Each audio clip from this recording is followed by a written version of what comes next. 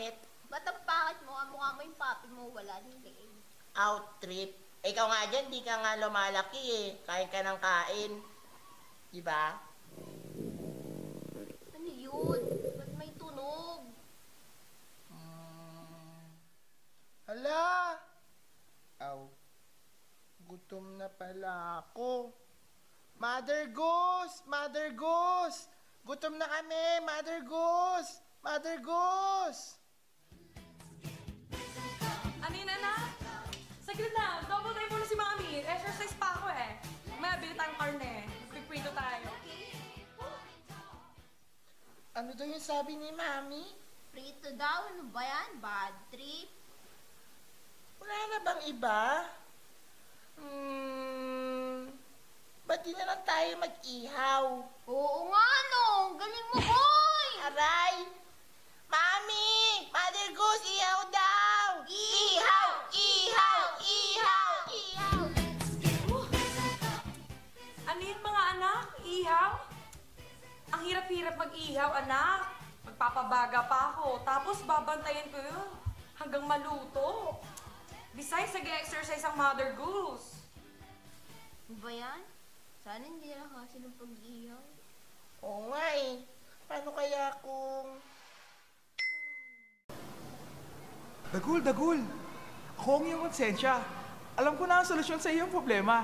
Meron akong meat griller analyzer. Dagul, ganito lang gagawin mo. Put some sugar, spice, and everything nice. Pero, depende pa rin sa lasa mo. Pagkatapos yung marinate, kailangan natin ilagay sa mesh.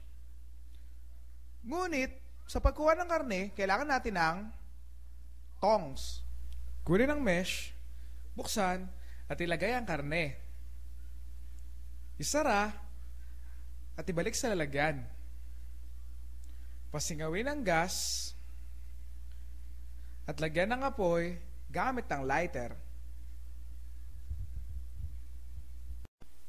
Pindutin ang power button at mamili ng cooking types from rare, medium, at well done.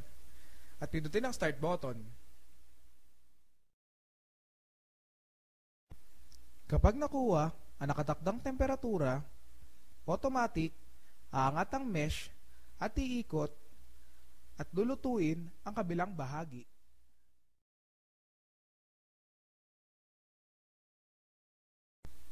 Pagkatapos maluto, automatic, aangat ang mesh at babalik sa home position. Kasabay nito, tutunog ang buzzer.